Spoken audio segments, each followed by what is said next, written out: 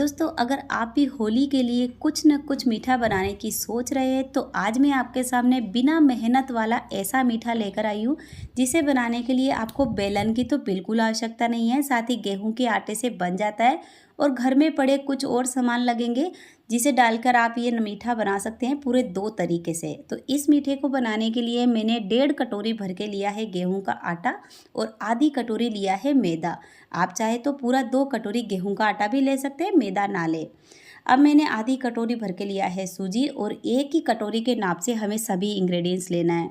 अब आधी कटोरी भर के मैंने देसी घी ले लिया है। अगर आप इसमें घी की जगह तेल डालते हैं तो भी बहुत ही अच्छा है, पर जो हम देसी घी डालते हैं इससे एक तो खुशबू अच्छी आती है और ये आप अगर महीनों स्टोर करते हैं ना तो ये ख़राब नहीं होता है। इसमें वो तेल की जो स्मेल होती है ना वो नहीं बनती है।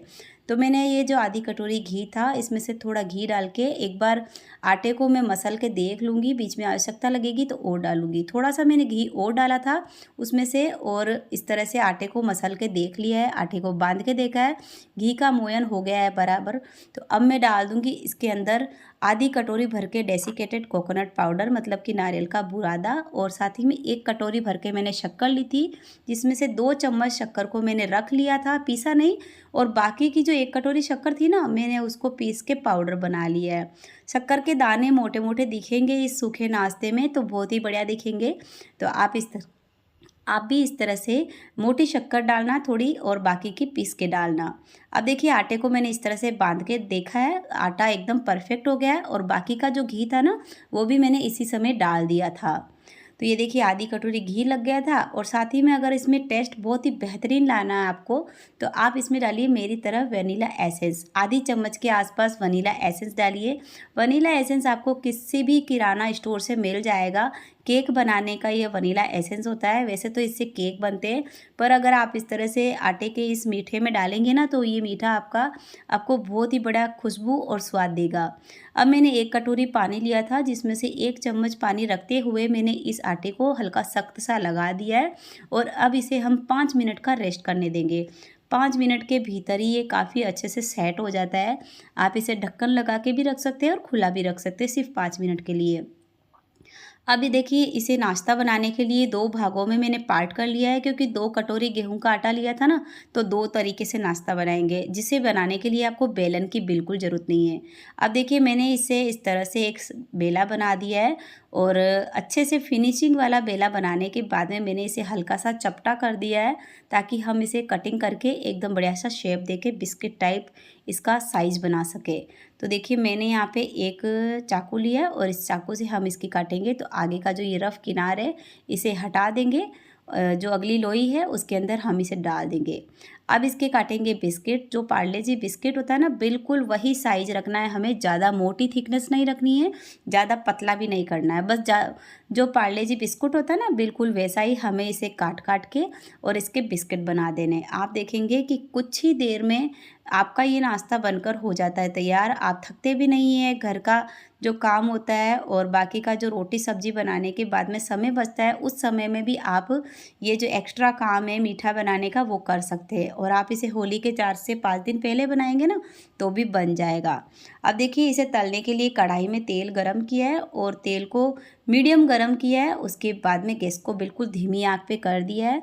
जैसे ही हमारा तेल हल्का गर्म हो जाएगा उसके बाद हम इसे धीमी आंच पे तलने के लिए छोड़ देंगे। अब जो सबसे ख़ास काम है वो ये है कि इसे डालने के बाद आप बिल्कुल टच नहीं कीजिएगा। एक तकरीबन 3 से 4 मिनट हल्की ब्राउनिश आने तक आप इसे तलने दीजिएगा, नहीं तो अगर आप बीच में ही आपने इसे टच कर दिया है तो ये टूट सकते हैं, इतने ज़्यादा सॉफ्ट हो जाते हैं। यहाँ पे मैंने इसे तकरीबन 5 से 6 मिनट धीमी आग पे पहले एक साइड से फ्राई होने दिया, उसके बाद इसे पलट के दूसरे साइड से फ्राई होने दिया।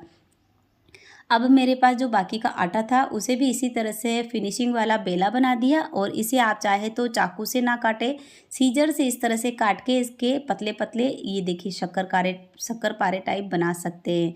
ये भी देखने में सुंदर लगता है और ये वाला जो साइज़ है या फिर ये वाला जो शेप है ये इस शेप से थोड़ा जल्दी फ्राई हो जाता है, क्योंकि थोड़ा पतला रहता है ना सीजर की वजह से, इसलिए।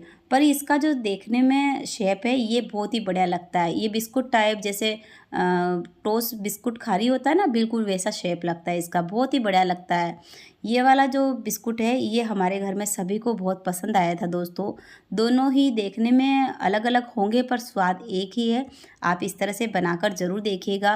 वैसे भी होली के त्यौहार पे हमें या फिर दिवाली के त्यौहार पे इतना टाइम नहीं होता है कि हम शेप देने बैठे, पर अगर बिना मेहनत के कोई शेप मिल जाए हमें देखने में सुंदर, तो फिर क्या हर्ज है, आप भी बनाकर ज़रूर देखना। बहुत ही झटपट से हम इसे बिल्कुल धीमी आंच पे फ्राई करेंगे। गैस को हमें बिल्कुल भी तेज़ नहीं करना है।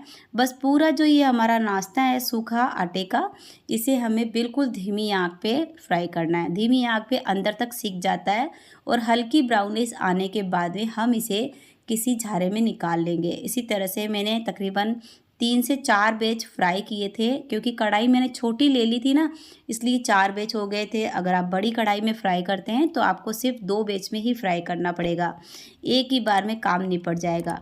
तो ये बहुत ही टेस्टी सा हमारा गेहूं के आटे का नाश्ता बनकर हो गया है तैयार। आप बनाएं, खाएं और अपने प्यारे से कमेंट शेयर करें। तब तक के लिए बाय बाय।